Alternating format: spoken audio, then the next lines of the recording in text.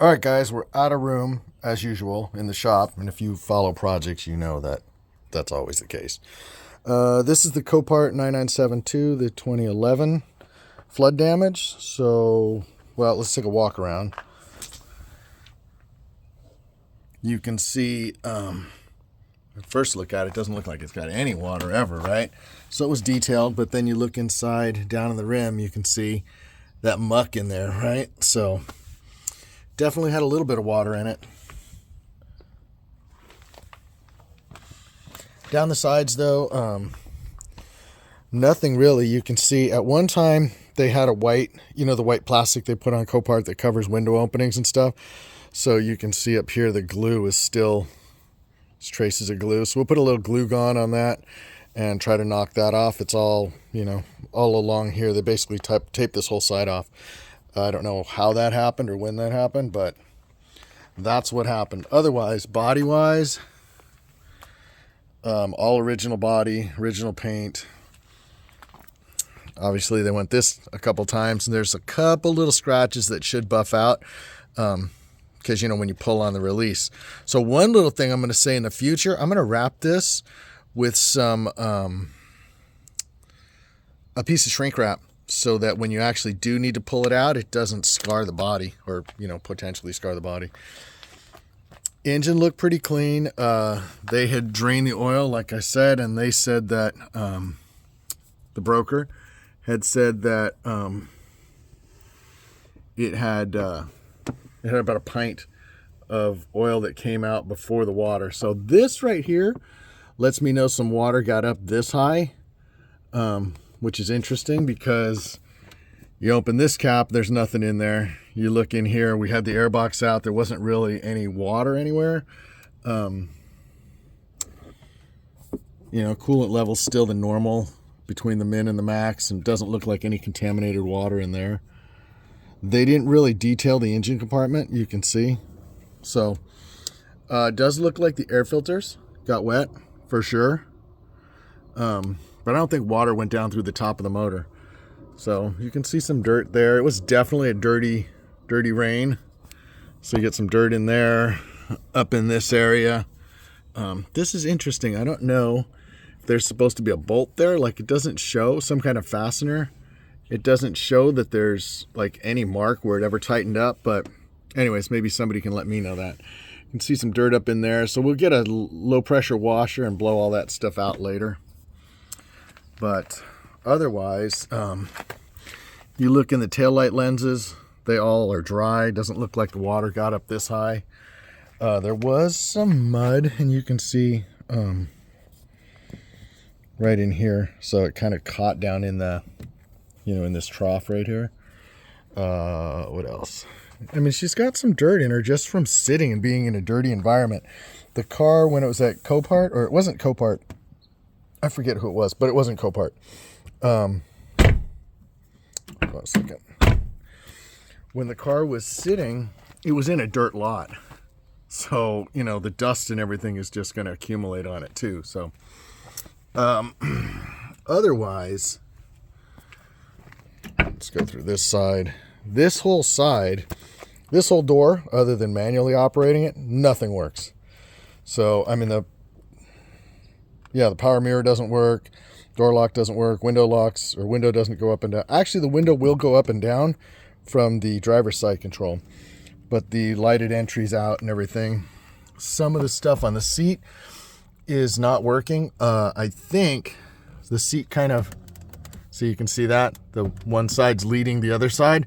So there's a common motor under here with two drive shafts, and I think one of the drive shafts got pulled out when they tried to get into the Delphi under there, down there, because sorry if you guys can't see this, it's loose. They tried to pick the amp up out of there, but they couldn't figure out how to get it out. I think they had their hands in the way of the drive shafts. The paper, though, in the fuse box, super dry. I mean, look at, you can see the car got really dusty, right? But no water, so that's kind of a good sign. The pick is in here somewhere. I've been using it for the key, but door jambs weren't really detailed. You can see all the dust in it on this side. in the back. Looks like they had this up for some reason. It's got a little tear in there. But other than that, you know, it doesn't smell. There's no water line really in here. That's a scuff, you know, from the seat rubbing up against it. But let's get around to some of the other stuff. If you look down in the window channels, you can see dirt and debris down in there from it sitting.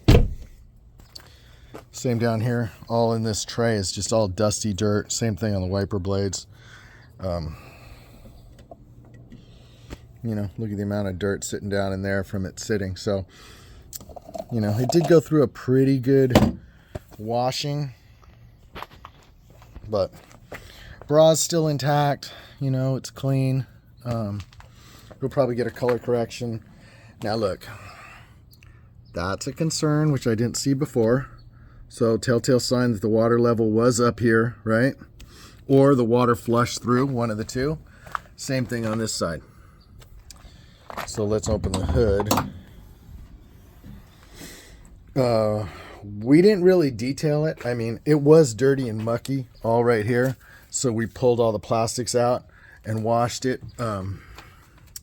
They had been into the gateway. Somebody had opened it, went under here, tried to figure out something.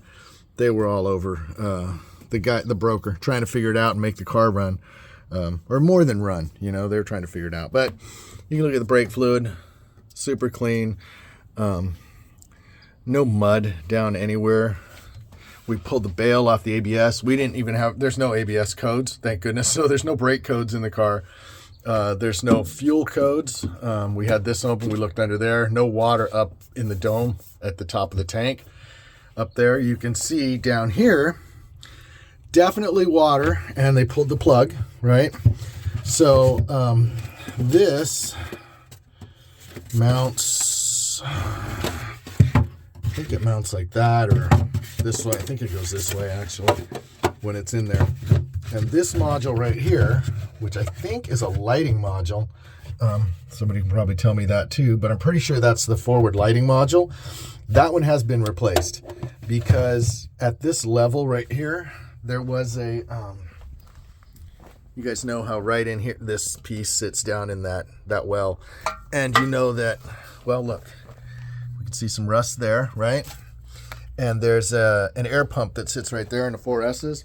And the air pump body had some water in it. So we know the water was at least about this deep, right? Standing. So hopefully, I think this is the front body module. Hopefully it didn't get in here. Everything works in the front of the body as far as lighting and everything. So let's hope. I don't know what's in here yet. I got to figure that out. I took one of the clips off to look under there. We put a new battery in it. I think somebody replaced the cabin filter. Looks brand new. I'm not sure, but it, you know, it was dusty under here, but it was not, you know, any more than just regular road dust and stuff. So, all right, that's where we are. Let's see. Let's start it up, right? So the other thing, I want to see how you can tell it's been sitting a long time outside. So let me open this. And that's a good sign that we got a chime. So if you look in here, see, there you go. See, this is the kind of stuff that we found everywhere, is this kind of, you know, just, that's just from sitting. That's not from a flood necessarily, right? So, I mean, you work on cars that have that much junk in them. So get some dust up in there, but, you know, this side, the lighting package still works here. Trunk latch doesn't work. Hood latch does work. Kind of interesting. We pick up the carpets. You know, it's dirty, but the floor mats are not new. Oh, there's the pick. So if you guys ever, you know, get locked out, this is what this is for. It kind of, there's a little door right there. If the key gets locked in, you kind of put it right there.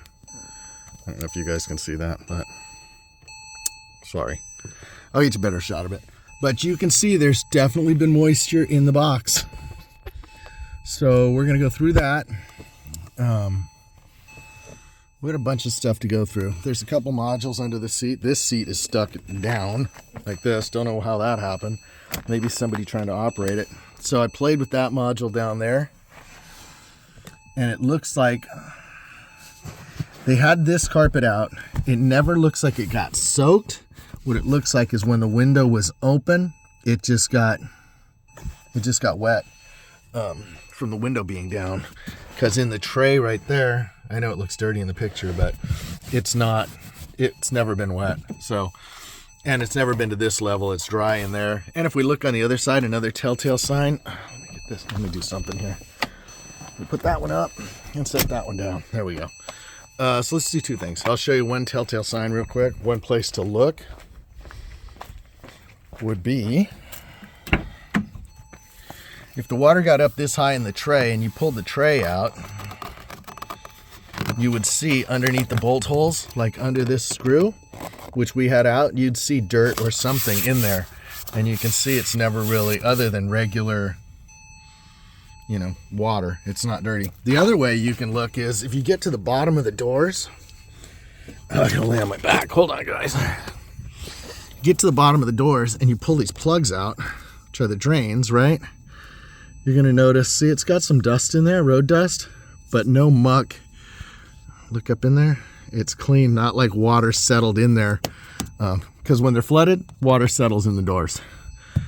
And also the courtesy light doesn't work. So lots of stuff out on this door. It's probably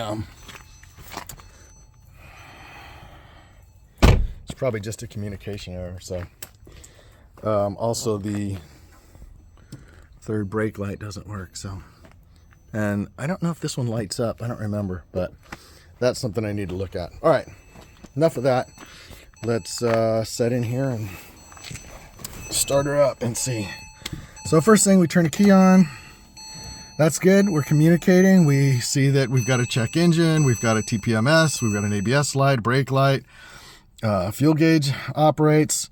So the good thing about this is we know it's communicating with somewhere in the data system.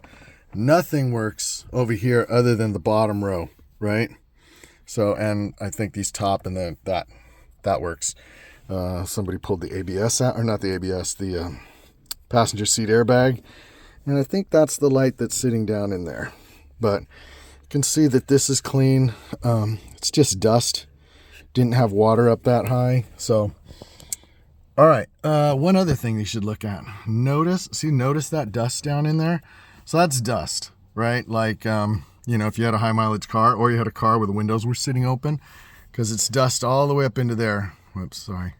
All the way into there, which needs to be, you know, it all needs to be cleaned up. So, all right, let's try to, and look, we had some dust in the vents. So, it doesn't look like it was water. It doesn't smell like it was water. If it was that bad, we would have definitely smelled the water. So, let's fire it up. Oops, not the lights.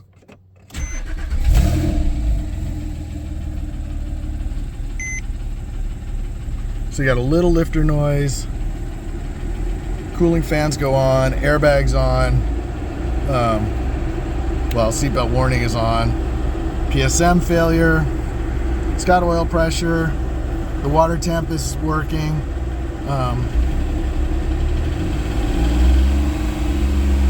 it's pretty quiet.